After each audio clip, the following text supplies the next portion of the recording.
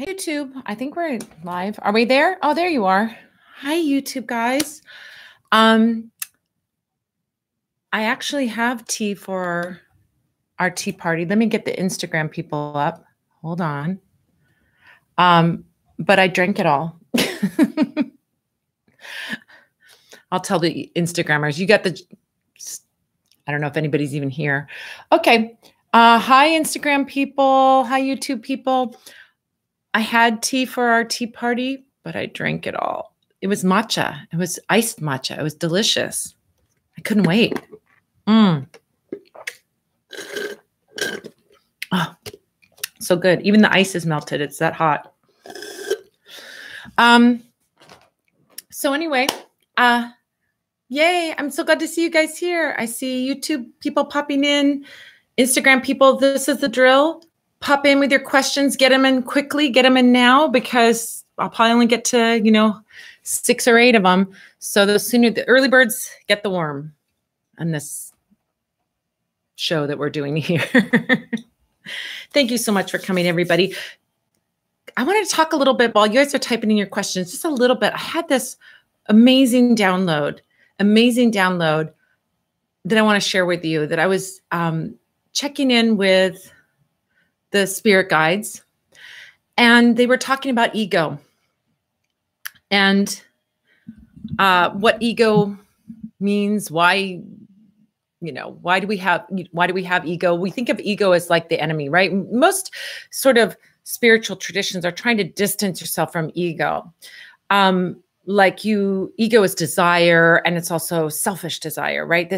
And ego operates on fear. So ego in its unchecked form is not a positive force, right? It's the thing that makes us afraid to open up our hearts. It's the thing that makes us in competition with one another. It's the thing that sees the illusion that we are all separate. That's ego, right? So we think of those things as negative things. But I got this amazing download. Ego is our human condition, and we come here and we have ego, and we work and strive to get to that higher vibration, unconditional love place, right? Detached, unconditional love. But ego has a place, right? Why do we have ego? If it's such a negative thing, why do we even have this part of our psyche or part of our emotions or part of our spirit that is there? It's because ego is necessary. When you're a baby, you have no way of getting your needs met other than crying. You can't talk, you can't write, you can't communicate, you can't go get a drink of milk yourself. You have to ask mom to take care of you, or guardian of whatever kind, mom, dad, whoever, parent, grandparent, whoever. So ego is necessary for the baby to survive. It's our survival instincts. We have to get what we need to survive when we're a baby. And so we need ego to express those take care of me emotions, right? But we're meant to outgrow it. We're meant to outgrow it. We're meant to continue to grow, to go into that higher place where we don't get ego attached to certain outcomes. It was such a beautiful revelation. Because I've always struggled with why do we have an ego? Why do we have ego? And then I just had this beautiful connection, and the guides told me. So I thought I'd share it with you while I was waiting for questions to come in. Before we get started with questions, just a couple of things coming up on February. Where am I? On August 26th, which is next Sunday. If you have not yet signed up, you're going to want to be there. It's Sunday at 11 a.m. in the morning, Pacific time, which is 1 o'clock on the East Coast, 12 o'clock in the Midwest, in the Western states next to California. It's going to be, it's going to be 2 o'clock. Yeah, 2 o'clock on the East Coast, 1 o'clock in the Midwest, 12 o'clock on the mountain states, and 11 o'clock a.m. on Sunday. I'm having a free intro to understand the tarot. Are you curious about tarot? Do you want to kind of know something about it? This is a free class. It's so much fun. We get together, you meet other like-minded people. Like if you've ever wanted to meet each other, this is a great time. You can meet other people that are interested in tarot, interested in magic. You get to ask questions from me. It's a live thing, but it's live. Like I get to see you, not just see the chat. We get to see one another. You get to see the other people in the group. It's amazing. So even if you're kind of just a little bit curious, you want to sign up for this, because if you sign up for it, I'll give you the link so that you can show up at 11 a.m. Pacific time on Sunday, the 26th, and join us for a free class where you get to know a little bit about tarot cards and you get to learn about the sort of what they're about. And it's a great time. There's no obligation to go on, but I am having a beginning class starting the following Sunday at 11 a.m. So if you really do decide that you want to get into it, you will have that foundation so that you can do that beginning class. You have to have the free intro to do that. But I so hope that I see some of you guys over there. I only do this class once a season. I only do these free intros a couple times a season so that I get everybody that wants to start the beginning classes on board. So I hope that you will join me there next Sunday you have to sign up for it. Go onto my website, parlorofwonders.com, go under instruction. Under instruction, you'll see Academy of the Magical Arts, and then you'll see a place to sign up. And there's no obligation, nothing you need to buy, nothing you need to do. We just have fun, get together, and you'll be able to get this information and also talk to me about tarot cards, ask me your questions about tarot cards, everything, and we'll see one another. It's just an amazing tool. I love this tool that I'm using, which is Zoom, and you'll get a flavor for what it's like to be in a live tarot class.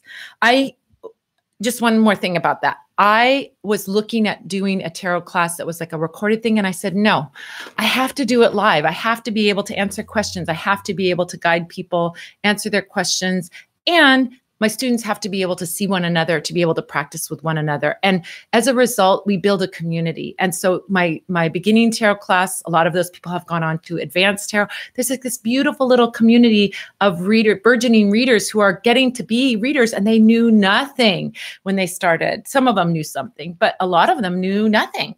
And they're now doing readings. They're now doing they're up to 5-card readings. So pretty exciting. So I hope you'll join me on the 26th, 11 a.m. Sign up online. You can go either to academyofthemagicalarts.com or go to my website and look at instruction. Under instruction, go to Academy of the Magical Arts. All right. Okay, so let's look at questions now. I've been working on oils this week. I've been really into it. I mean, I've always worked on oils, made my own oils, but I'm making a line that's for you guys to sell to you guys. And I'm so into it. So into it. Like you don't even know. So excited to share these oils with you. All right, Wendy. Wendy says, hi, Madam Pamita. What does it mean if I keep seeing the person's name I'm trying to manifest everywhere? Well, those are signs, right? We talk about when we're doing magical spells. So I'm not sure, Wendy, if you're doing a magical spell around this or you're just putting out a very strong intention of that relationship coming to you. But when we do spell work, we look for 3 things. There's kind of 3 little guideposts as we go along our path to show us that our spell work has been effective. So those signposts will tell you keep going, keep going, keep going. So the first signpost, after you finish your spell, after you complete your candle, after you finish your spell work, you'll start to see signs. So signs are things that come from the universe that are confirming your outcome. Here's an example of signs. If you do a prosperity spell and you find a penny on the street, that's not your prosperity that you wanted, but it is a sign from the universe. No one put it there for you. It's something that your guides put there for you to show you, yes, you're going to get your prosperity, right? Or let's say you're doing a spell for bringing in the love of a certain person, like you're doing. So if you see that person's name, it's not the person who's putting that name out there. It's coming from the universe. So that's your first step. Excuse me. That's your first step in knowing that you're on the right path, that you did good work. Now, the second step, you should see those signs coming within the first few days of completing any spell work. Now, you may continue to see them after the few days pass, but we don't want to wait like a week and not see a sign. If you don't see a sign from the universe, then you need to do some kind of other spell work, or you need to try something different or approach it in a different way. Maybe you need to do a cleanse about it. Maybe you need to focus elsewhere, but it's definitely a message when we don't get a sign, right? So once you see your sign, then the expectation is within a few weeks, you're going to see some kind of movement in a positive direction. Oh, I got a check in the mail and I'm doing a prosperity spell. Oh, that person liked something I put on social media. Oh, that's a good sign. It's not the final outcome of what it is that you're wanting, but it is moving in the right direction. It's an improvement. It's getting you closer to that goal. And then within a few months of completing that spell, you should see the final outcome of that. Now, within a few months, can be any time between a day and 3 months. Right? So you could see the final culmination of that person coming toward you, or that big lottery winning, or that new job, or whatever it is you're doing the spell work for within that 3 months. It could be 1 day, it could be 90 days, but that's the time frame we're looking at with spell work, just to give you a general guideline. What you don't expect to have with spell work is something like you do a spell and then you hear nothing, and then that thing manifests in 6 months or a year. That's not the expectation. Like, you don't have to wait forever to see the manifestation. If you don't see that manifestation on some level, either the sign, the first thing, or the movement, or the culmination, the final outcome, you need to go back and get a reading about it, see what's going on. Maybe you need to do some different kind of spell work. Okay, my Instagram folks. Let's see who's got a question in here. There's Alvin from the advanced class. Our Lady of Shadow. Hi guys. Day Spirit is asking about, please talk about your new oils. I'm very excited about these new oils. So I'm creating a bunch of oils that are, I'm just going to tell you a little bit about it, but I'm very excited about it. So I've always used other people's oils that I thought were amazing. Definitely. I look for oils that are made with real essential oils, real herbs, real, energetic, have the energetic properties. But I always had in the back of my mind, like, I really want to make my own, and I would make my own for me. I do all, stuff for me, but I didn't get it out, to you guys, mostly because it's like, oh, it's that extra step. You have to make a label and you have to do this and all of that stuff, which kind of boondoggles me in some way, all that like detail stuff. Right. So I finally really got a push during, this Mercury retrograde of going back and doing and fixing what needs to be fixed. I really used this Mercury retrograde in such a really positive way. And it was like, I was getting that sign from my guides. You need to make your own oils. You need to get those oils out there. So in addition to all the beautiful oils that I offer that are manufactured by other root workers, I'm going to have my own line. And there's going to be 21 different oils in my initial offering. Although I'm so jazzed about it and so into it, there's probably going to be more. They're going to hit all the high points of prosperity and attraction and, protection and love and commitment and all of those things, drawing new love and all of those stuff, all those things that we love. So I'm super excited to share them. They're going to have some very special ingredients in them.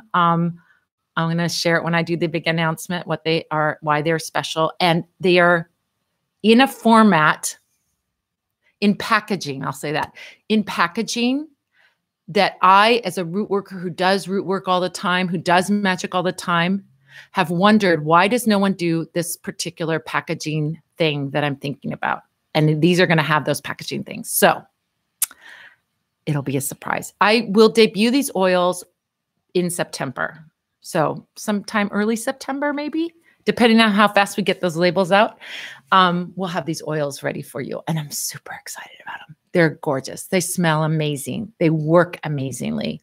I've been working for many, many, many, many years, working with my own oils, own formulas, and so on. And so I know it works. So I'm so excited for you to have them and so excited for you to try them. So anyway, that's what's going on with that. That's not a real question, though. Let's get to it. That's just me giving me a chance to,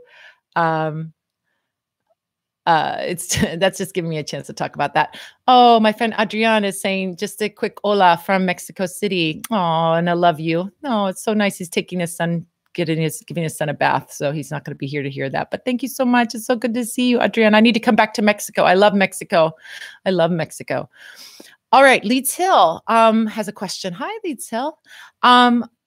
What are some herbs and roots every root worker should have on hand, and what are your favorites to work with? You're my guru. Oh, that's so nice. Love all your videos. Well, I kind of think there's some good general purpose herbs. There's some good ones. Like I would like, if I'm going to recommend an herb, I'm going to recommend one that has broad implications, broad usage. It can be used for more than one thing. Sometimes we have these herbs that are just very particular. And as you expand your palette of herbs, those herbs can be very, very important and useful and great because they really get to a specific thing that you need. But if you're just someone who's starting out and working with herbs, I think it's like paint in some way. Like you want to have a blue, a yellow, and a red, because with those you can mix them and make the other colors, right? If you can only pick 3 colors, you want that. So there's some herbs that are very broad and have a broad scope. And I think those are the ones that I recommend. So for example, and that are fairly easy to get and inexpensive. That's another thing I like to think of. So one of those herbs that I would recommend would be patchouli. So patchouli is a very powerful love drawing herb, but it's also a money drawing herb. So you can use it in your love spells and you can use it in your prosperity spells. Basil is another example. And basil you can get at the grocery store. Like you can get organic basil from me and it's in a pretty bottle and all of that. But honestly, you can get basil at the grocery store, so either way, it's fine. You might even have it in your cupboard right now, honestly. So basil is another one that has dual purpose. It's protective, but it's also money and it's also tranquilizing. So if you want to have a peaceful home, you want to have a protected home or protected energy on yourself, or you want to draw in prosperity, basil works for that, right? So it has multiple areas that you can use. Cinnamon is another one. You could have it in your cupboard right now. You can get it at the grocery store.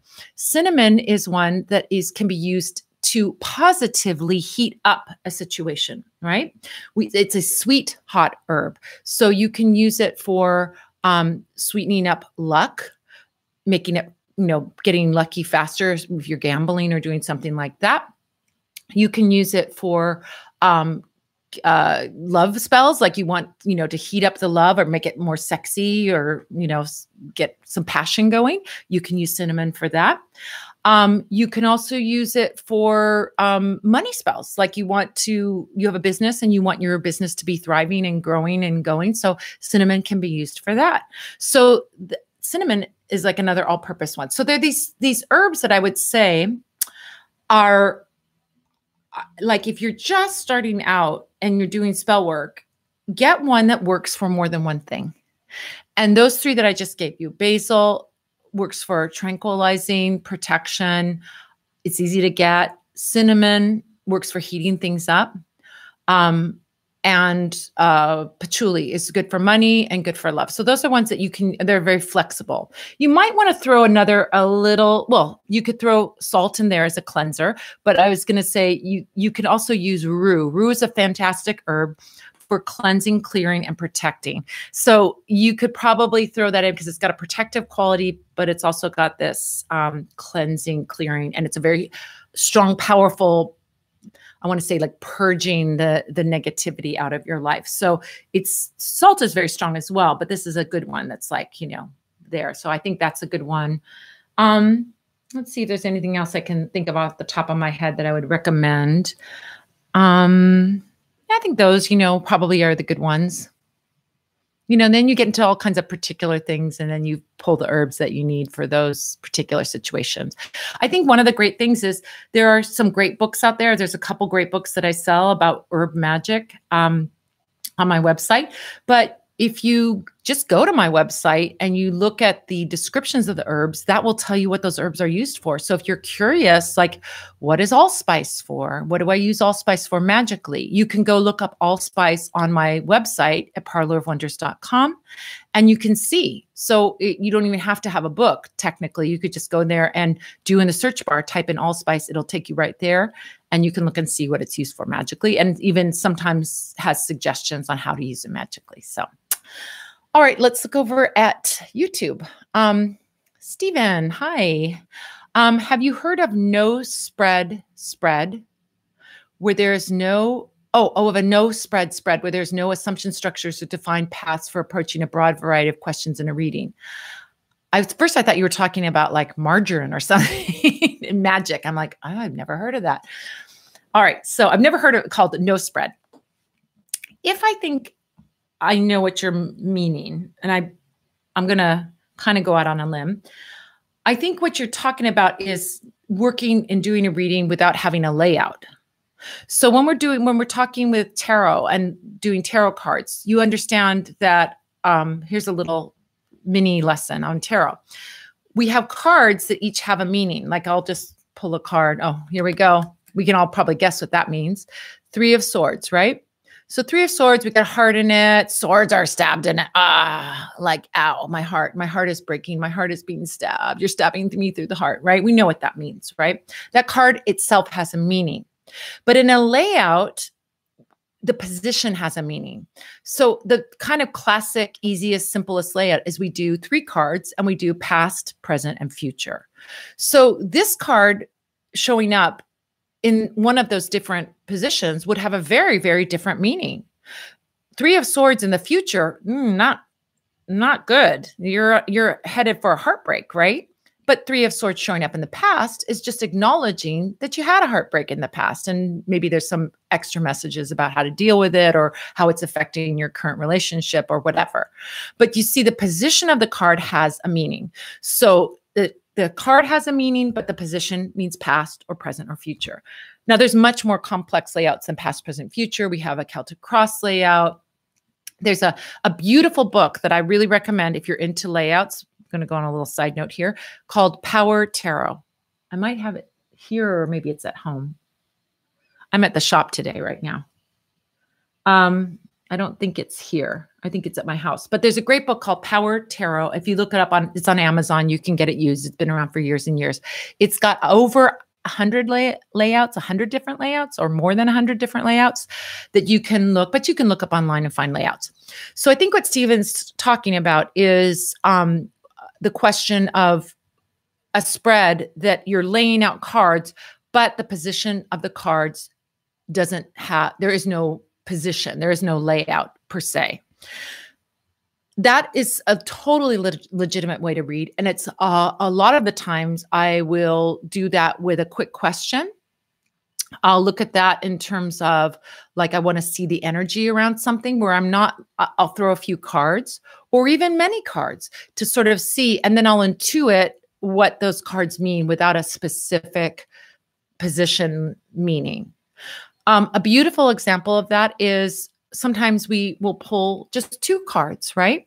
And those 2 cards, we can look at them as combined energy, right? We have 2 cards. Let me pull 2 here. Okay.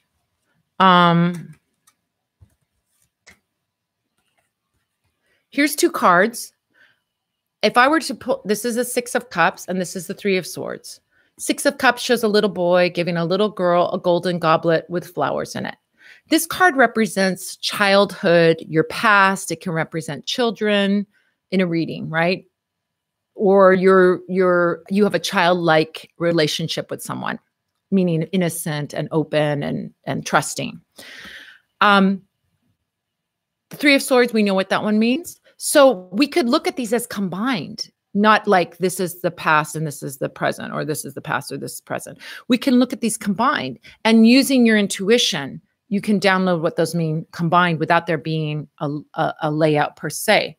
Like your heart may be broken by your children. They're breaking your heart. Or you wanted to have children and you couldn't have children and it's breaking your heart, Or, it could be that your broken heart will be healed by children. So depending on the intuitive hit that the reader gets, this is why go to a reader instead of looking it up in a book, or go to a reader instead of going to tarot.com and just having a robot, computer read for you, because just the definition of the card doesn't allow you to do things like combining or intuiting. So that's why books are not quite doing a reading, just looking it up, the meaning in a book. You have to get into that intuitive place. So is there a no spread? Yes. A no spread is just looking at cards and seeing what those cards mean without no other context, and using your intuition to get the context for it rather than having a layout. So I do both. You know, when I'm doing a reading, sometimes it's a quick question. I'll just throw a few cards. Sometimes I might throw a lot of cards, but not get, you know, I sort of check in with my guides. Does this want the structure of a layout, or does it want the structure that's more open-ended and flowing where I can focus anywhere I want to focus and get the, you know, get the messages that way. So that's yeah, I guess that, and that can be with any question, of course. So, you know, if you're not looking at a layout, there's no context. You can look at any question that way. So I hope that is what you're talking about. And they're not talking about margarine, because if you're talking about margarine, I just said the complete wrong answer. All right. Let's look over at Insta people. Hello, everybody. You're so cute. All those little cute waves and everything. You're just the cutest. If you can't join for Sunday's lesson, can I still join? Yes. Oh, that's a great point. I didn't tell you guys this. Thanks, Jules. Julie asked this question. Julie, you're a genius. Thank you. If you cannot make this Sunday, or you can't make the Sunday 11 a.m. class, you can still be in the class. If you sign up, even if you don't show up, or you do show up, I send you the recording afterwards. So you may not be present at the class, but you'll still get the recording. So you can watch that recording. You'll get a link to it that is a secret link. It's not a public link. And you can watch that free intro after the fact. Everyone who signs up gets the recording. So even if you think, I don't want to go to that class, or I'm going somewhere on Sunday morning, I can't be bothered, or Sunday afternoon, still sign up for it, because you get the free download or the free link to the YouTube video that it's going to be up, but it's going to be an unlisted YouTube video. So the only way you're going to get it is if you signed up, and you'll get an email. So yes, the answer is yes. So perfect. Yes. Thank you, Julie, for asking that, because that is a great question. And that was something I forgot to mention. Hi, Ryan James Lockjoin. Oh, this is my colleague. It's Ryan. Are you like the boy version of me, the cuter, younger, magical boy English? I mean, I think you're kind of me, but cuter, younger, and with a way cuter accent. He's a magical reader and root worker who does these talks and has done these live Q&A things on Instagram in London. People just go, you go to Joseph James 7, I think. Joseph James 7. Yeah, there you are. Joseph James 7. His real name is Ryan, but that's a secret, I guess. Joseph James 7. He does great talks. Go sign up for his Instagram and you'll get notified when he's doing a talk. But just go listen to the talk to hear his yummy British accent. He's like Hugh Grant, but younger and cuter. So, and very much gayer. I love him so much. So he's great. And you should go check him out. He's fabulous. And he's the one that inspired me to do all this. So it would not be this if it weren't for Joseph James 7. So give him some kudos. All right. So let's see. Oh, okay. So White Hellebore says, do you have tips for lucid dreaming and dream recall? Yes, I do. One of the best things that you can do, dreaming is very powerful because you can connect to the spirit realm, other realms when you dream. For me in particular, and many other people have this experience, we can connect to spirit worlds. So I have dreams about dead people. I was like, I don't see dead people. I dream about dead people. I dream about dead people all the time. I had a dream. I posted this on Instagram not long ago. I have a dream about Anais Nin. I had a dream about Anthony Bourdain. I dream about my parents who both passed away. I dream about them all the time. So for me, it's a very great place where I can connect to spirits. And I think that's a beautiful thing you can do. But people do all kinds of work in the spirit realm. You can go learn things. You can have your spirit teachers. You can connect to your spirit guides. You could do all kinds of amazing things in your dreams. So dream work is valuable work. And I so recommend, I mean, maybe I'm a little bit of a workaholic, but I feel like, oh my gosh, it's not wasted time when you're sleeping. It's time that you're doing your spiritual work. you're doing your healing, your body's healing, of course, but your spirit gets to really do that work when you're dreaming. So one of the great things about that is if you can share your dreams in the morning when you wake up. So now, if you have a partner and your partner, like, you can ask your partner, what did you dream last night? And you can share your dream with them. That's one way to start that recollection process so that you can start recalling more and more. Even if you don't remember, if you just ask someone, what did you dream? And they ask you what you dreamt, it's going to start telling your mind to remember. It's going to start helping you to recall. So you'll start recalling more and more. You can definitely do things like on the magical level to do this work. Like, one of the things that's so beautiful is to grind up star anise. And if you burn some myrrh and some star anise on a charcoal before you go to sleep, that can really evoke very high level spiritual dreams. It connects you on a very high vibration level and will connect you into that dream world so that you can have that recollection. You can have those lucid dreams where you know that you're dreaming and you actually make choices in your dreams rather than just having things happen to you. But I think that if you don't have a partner, I didn't get to the second part of that. If you don't have someone that you can talk to about your dreams in the morning, then, turning on your microphone and talking into your microphone of your recording of your phone, or, a digital recorder or a cassette recorder, if you're old school, I guess. All the millennials are probably doing cassette recording now because I see them on typewriters. So they're probably using cassettes. You kids out there, you crazy kids.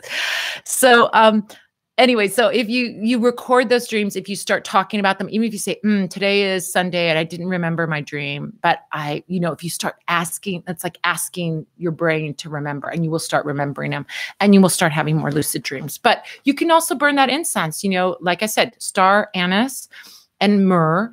Grind it up, sprinkle it on a charcoal, and burn that like right before you go to sleep. It's the simplest thing to do, and it will really open up your connection to that spirit realm. And you'll get to do that work. And you can ask before you go to sleep, as you're burning that incense, ask that you remember your dreams, that you do the work, whatever that work that you want to do. Is it learning from a spiritual master? Is it connecting to your guides? Is it connecting to your ancestors and deceased loved ones? Whatever it is, you can ask for that and start to do that work. But it usually, I'm going to say, it usually doesn't kick in the first time you ask. Like, you have to sort of ask and ask and ask, not a dozen times, but maybe, 3, 4, 5 times before you might get that groove going, So I think that's a fabulous thing to do. And remembering your dreams and bringing them up into the conscious mind is a beautiful, powerful thing to do. All right. So let's see what we have over on YouTube. Oh boy, lots of questions. All right. This is great. You YouTubers are awesome. And so are the Instagrammers. I have no favorite children. You're all my favorite children. All right. So Christine Conjure 37, what spiritual oil or incense is best used for gambling, particularly for blackjack and baccarat is the French way baccarat, when the player wishes to have a higher winning edge? Oh, there's a lot of oils that are good. So there's an oil that I love that I sell called Lady Luck oil. Any of the luck oils will be good. And that's one way that you can, really sort of amp it up, and it's portable. Like, you can bring a luck oil with you, put a couple drops on your hands before you play your game. You're going to be touching those cards, or, some people do it on the computer or on the video game machines, the gambling machines. But if you put that oil in your hand before you do the gambling, that can be great. Lady Luck is one of my favorites for gamblers. There are specific ones that are for card gamblers. There's one called, the name is escaping me, Five Jacks, no, cheating oil. 4 Jacks and a King, I think it is. I'm not quite sure, but, I can't speak to that being, one way or the other because I haven't used it. But I sort of stock just general gambling oils, and I've had amazing success with Lady Luck oil. I have a tendency not to be a card player. I'm a horse race person. So, and I have had great success with that Lady Luck. And I've had clients say that they've had great success with Lady Luck, but really any of the luck ones, Good Luck, Lucky Buddha, there's Lucky Mojo. There's all kinds of good luck oils that are great. So you can rub those on your hands, but there's an even older kind of working that you can do. And it's something you can do with ingredients at home, which is to get, well, you might have it at home, chamomile tea. So chamomile tea, something you can get at the regular grocery store. We're doing grocery store conjure here, grocery store magic. You get that chamomile tea and you make some tea, right? Pour the boiling water. You can bless it as it's steeping. May this bring me luck. May it bring gold into my hands. May it, help me at my card game tonight, whatever you want to pray or put that intention over it, right? When the tea has cooled down, you don't want to pour boiling water on your hands. You're going to use that as a wash. So you pour that over your hands and you dress your hands with it because your hands are going to be what's touching the cards. Now, chamomile, if you've ever seen it, is a little flower and the center of the flower is gold colored. That's why we use chamomile in money spells. It's got that doctrine of signatures. It looks like gold and we want to bring gold into our hands. So we use chamomile for bringing in prosperity, for bringing in luck. You can drink that tea for good luck too, but as a hand wash, it's amazing. So you wash your hands with the chamomile tea before you go gambling, and then you don't wash your hands while you're there. You've got that tea on your hands, and then you play your game. And once you're done, then you can wash your hands or whatever you need to do. Okay. So that's another way that's not quite an oil, but it's similar. Or very, very easy as pie. Get yourself some Lady Luck oil, some Lucky Buddha oil, some Lucky Mojo oil, some Good Luck oil, whatever luck oil you want to use. And then carry that in your pocket or purse. And then before you gamble, you just put a couple drops on your hands, you rub it in, right? And then you can gamble. And then if you wash your hands, you just put some more on, right? No big deal. Let's see. Okay. So, let's look at, hi, everybody over on Insta. Oh, Queen So Hard said something so sweet. Just looking at your face makes my heart happy. You are so full of light. Thank you so much. I want to be that. So I've been having, I want to be Glinda the Good Witch. That's my secret. I want to be, that's what I need to be for Halloween this year. I need to be Glinda the Good Witch with my big pink dress and my pink bubble mobile. I want to, if you ever read the Oz books, by the way, they're pretty amazing, magical, symbolic books. And Glinda is not like in the movie, she's kind of a bit wimpy. In the book, she is no wimp. She is like powerful, but she's super loving, super positive. Like one of her magical things that she does is she gives a kiss on the forehead of one of the characters. It's not Dorothy, a kiss on the forehead, which blesses that person. I'm like, oh, I love that. I'm a mushy Cancer. What can I say? So anyway, that I hopefully you see a pink bubble around me. That's how me and my bubble mobile. That's so sweet of you to say. All right. Alvin is asking, would you be writing a new book for candle magic? I'd sign up for that if it happens. This is so sweet to say. I just had a talk with my editor. So a couple little things that are going on in my world, just my wrap-ups for Mercury Retrograde. I'm working on content, which is course content for you guys, where I'm going to teach live classes on doing candle magic, live classes on doing other kinds of magic. So I'm planning these workshops for you guys, and I'm super excited about them. I love teaching. I love bringing people together, and I love this format of being able to teach online where people get to see one another and interact with one another. It's like my dream come true. I taught many, many years in my office, in my workshop and everything here live, but having this tool where I can do it with anybody all over the world. Like Alvin is in New Zealand and he's taking the class. So this is like my dream come true. So I had this revelation that I needed to start working on this course content, and my editor came back to me and said they're going to pitch a book for me to the publisher. So I have a book in the pipeline. I'm not sure if it's going to be the candle book or if they're going to put something else before I do the candle book, but there's some options there. That's one of the options, is a candle magic book. I want to do a candle magic book, and I have a candle magic book in me that wants to get out, but I'm not sure if that's going to be the next book. We'll see. I also have a spirit guide book in me. I also have a past life book in me. So we'll see, kind of roll the dice and see which one they take. So there is a book coming, but there's courses coming. And this is what I'm so excited about, is that I'm going to work on course content. So what I had this real sit down with my guides. I really had a lot of download of information with them. And I have, because I'm doing all this course content and all this other stuff, I'm having to push something on pause for right now. So starting September 1st, I'm going to be pausing the candle work that I do for clients. I'm going to put that on pause September 1st so that I can work on the book and I can work on this course content. And then I'll unpause it when all of that's done. But if you are wanting a candle spell, I should tell you guys now, if you're wanting me to do something on my altar for you, you have to get it in before September 1st, because September 1st is going to be on pause. So there you go, just so you know. And then that allows me to do that work to really create more stuff for you guys. And I'm so excited to make stuff for you guys. I love teaching. Teaching is my passion. So anything doing that, I'm like, yes, yes, yes. It feels high vibration and it feels right. So a book is coming, but we don't know what yet. Let's see. Go back over to YouTube. Hi, KD Ayala. Hi, KD.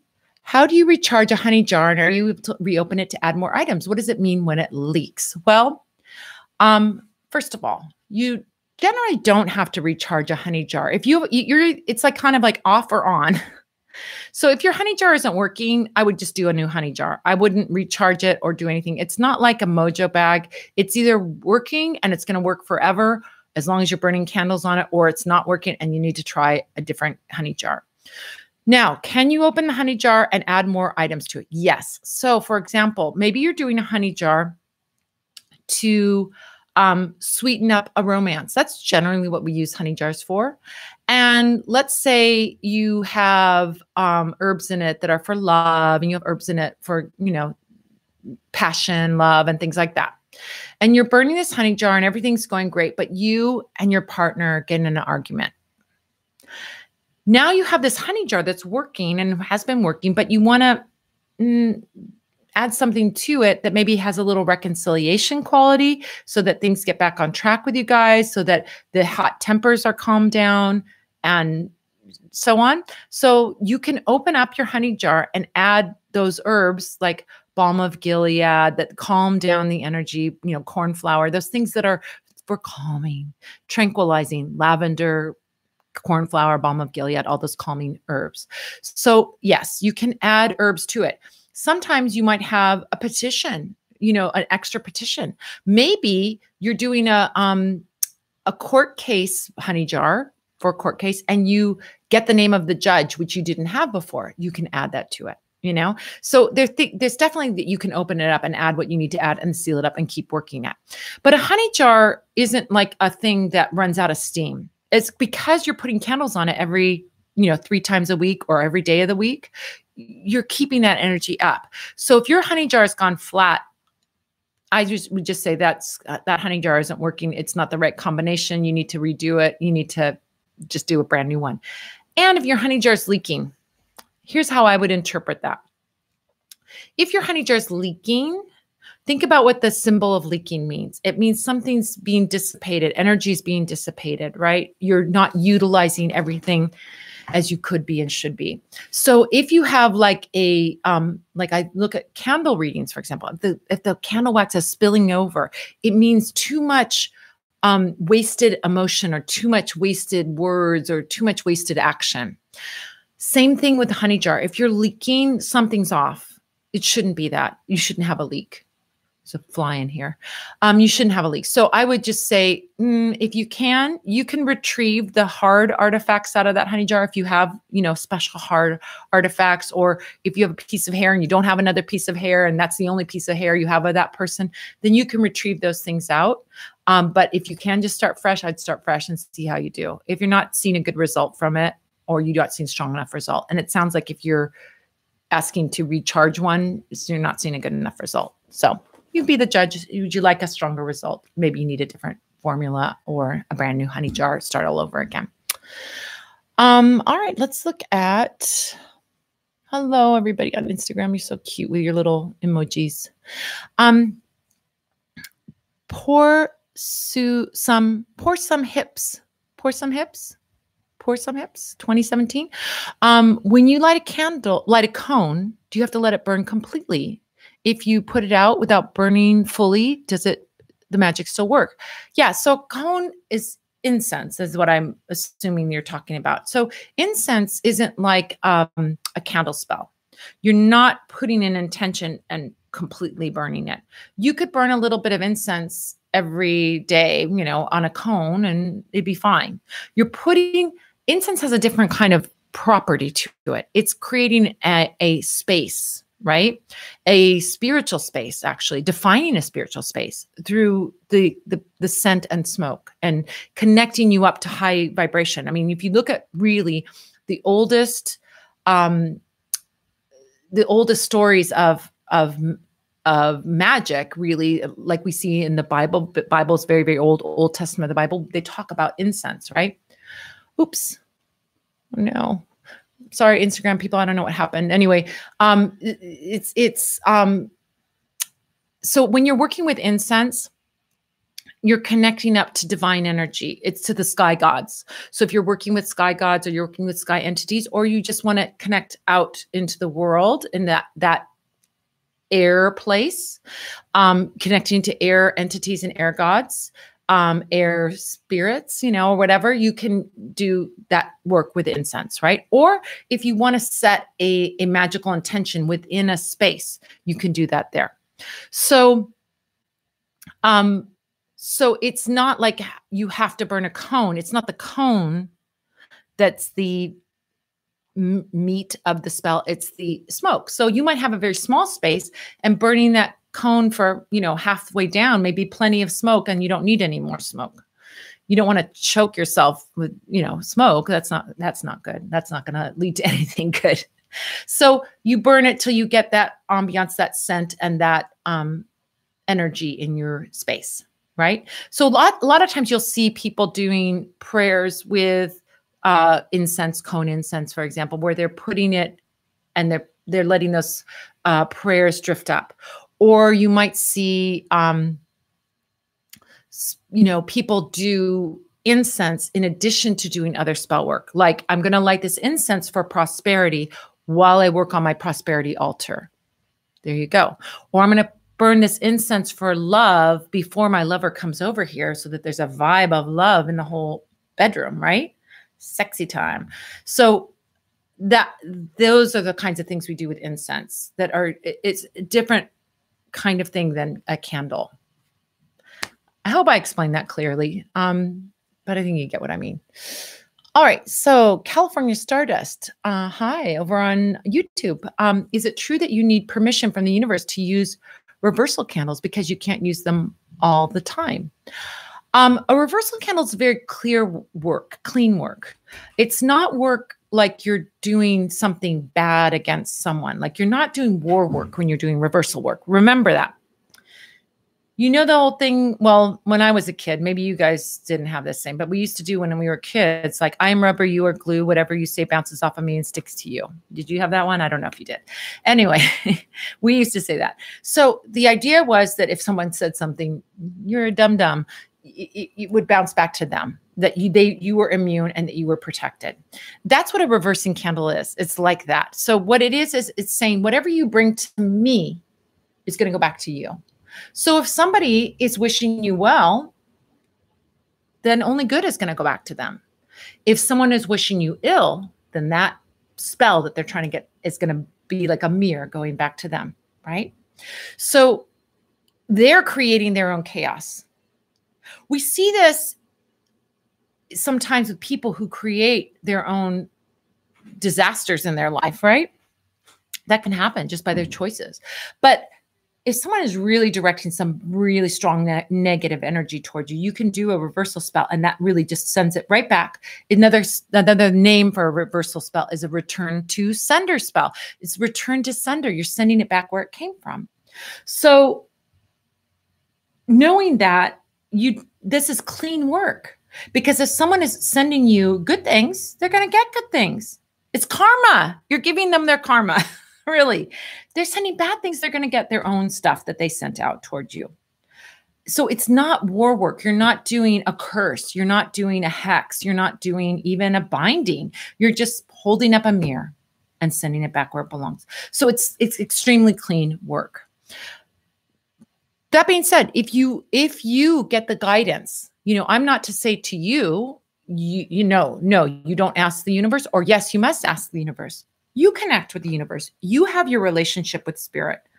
So if spirit says to you, you have to ask permission, who is anybody to tell you different?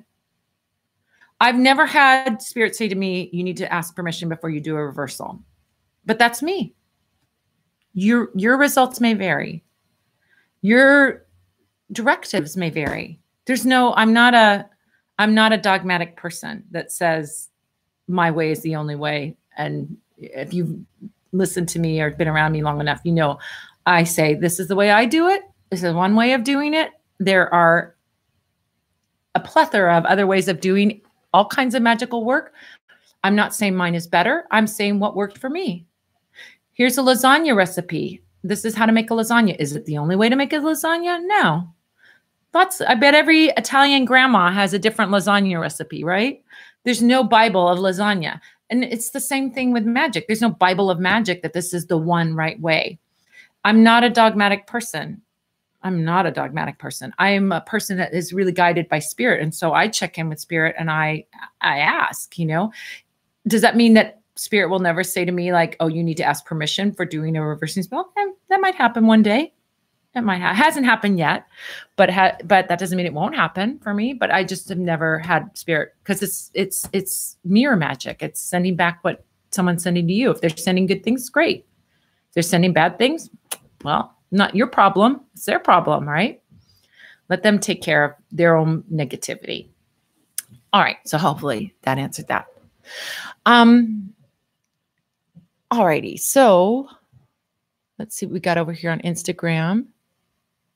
Johnny White Studio. Hi, I've had a tough month. Is Mercury retrograde a thing? We talked about Mercury retrograde in the older ones. Mercury retrograde is over. We have the fading effects of it now.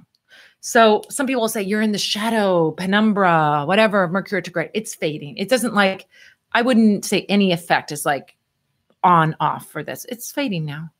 The effect of Mercury retrograde is dying out, right? So Mercury retrograde is just a certain energy, and it's an energy that we can use to our benefit.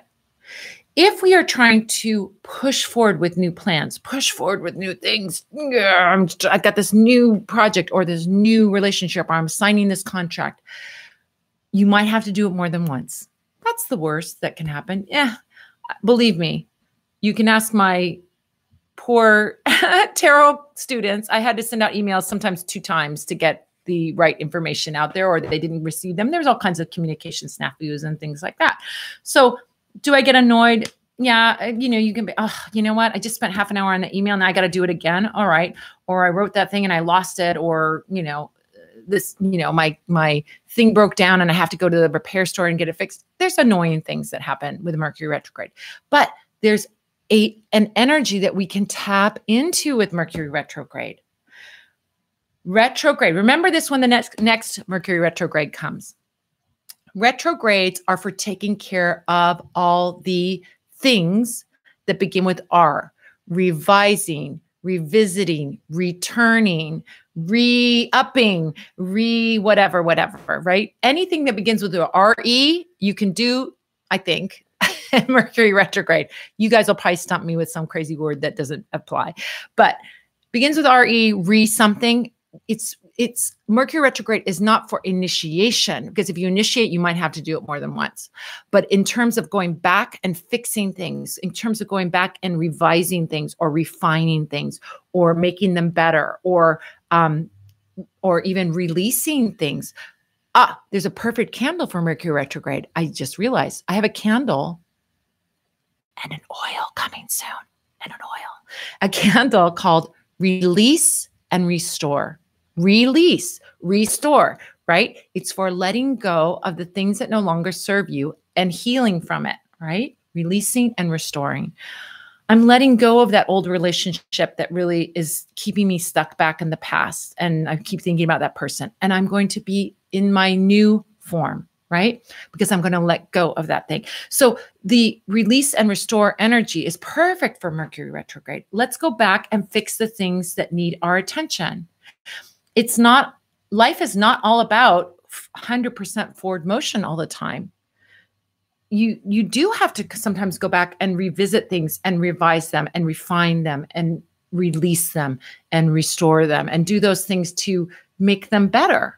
So it's not the time for doing those push forward things. And if you were doing a lot of push forward new things, you might have been like smacking up against the wall. But if you're going back and fixing something, it's perfect time for that. That's why when you have Mercury retrograde, you send out a message, you have to go back and send it out again. You have to resend the message again, right? Or you have to, repair your broken computer or your broken phone or whatever. So you see, it's that re-energy. So if you are thinking, okay, like this Mercury retrograde, I was like coasting and everybody else was having a real tough time.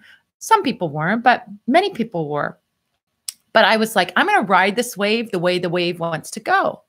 And the wave wants me to go back, look at the old systems, see what works and see what doesn't work, release the things that don't work, revise the things, go back to the things that I started and I abandoned and I never finished, like the oils. Go back and fix those things and do those things and make them a reality. A reality. I don't think that one really works with my preaching on this topic. So it was a tough time, but I'm not acknowledging that it wasn't tough, but it's like, how stuck are you on the forward movement? On the forward movement? Oh, hell yeah, it was tough, but I was prepared, and I hope that you'll be prepared the next time it comes around, because it will come around, that you use that energy to your benefit and go back and fix things. Go back. It's beautiful then, right?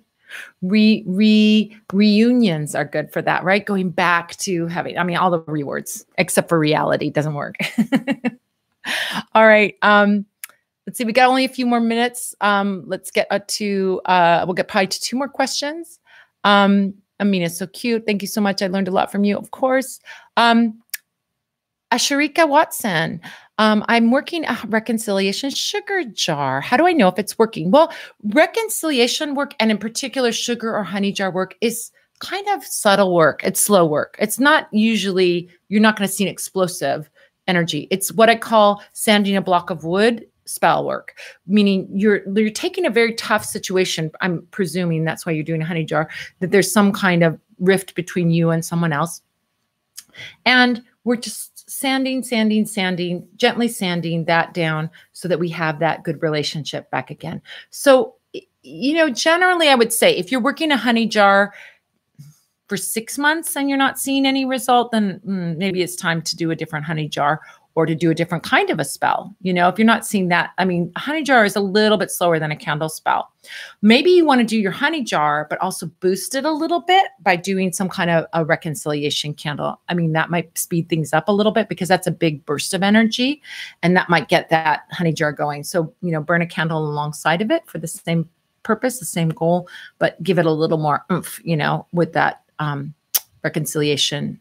But, working it, it's not unheard of to work a honey jar 6 months or even a year and slowly see incremental improvement. So, let's see what we got over on Instagram before you guys go away. Book Show, did you send me a hot dog? Yes, you did. That's my friend Jen in the front of Book Show who shares a space with me. She always sends me a hot dog. It makes me hungry. Irby Purvey says, hi. Hello, you guys. Let's see if we've got any. Okay. Sniggy poke. I don't know what that's another language, and I don't know what that's. Snig poke. What reading do you suggest a first-time client should buy? Like in a reading, like what you should have a tarot reading or a spirit guide reading? Oh, you only have a minute. Okay. Any reading is fine. If you are focusing on a specific question about something's going on, a tarot reading can get really to the point. A spirit guide reading can give you help and guidance that you can also connect and carry with you afterwards, because you can build that relationship with your spirit guide and call on that spirit guide for help with your situation. A past life reading is particularly good when you have repetitive patterns with someone, or there's some kind of repetitive cycle, either your own life, you keep doing the same thing over and over again, or you and a person keep going through the same thing again. You can get really to the core of that with a past life reading. So, in terms of the time amount of reading, sort of a general guideline would be 30 minutes, and then you'll probably get all your answers. But if you have a big complex thing, you might want more than 30 minutes. If it's a super simple question, 15 minutes is sufficient, So I hope that answers your question. My Instagrammers, thank you so much for being here. You're so awesome. I hope I see some of you next Sunday at 11 a.m. Go sign up. Don't forget to do that. Sign up. I'm going to be blasting it this week on Instagram. So hopefully I'll see you there, and we'll have some fun together. Bye. Bye, Instagram. Instagram is a little, hopefully not too choppy today. YouTubers, I think we were okay, right? We didn't have any problems. This is going to be up so you can watch back. If you missed anything, you want to go back, take notes or whatever, this will be up this week. Thank you so much for joining me. You are so delightful. You have great questions. You're so sweet with your little emojis and your highs and the waving and all that. I just get so much out of this. I hope you have as much as I get out of this. I love this time with you guys.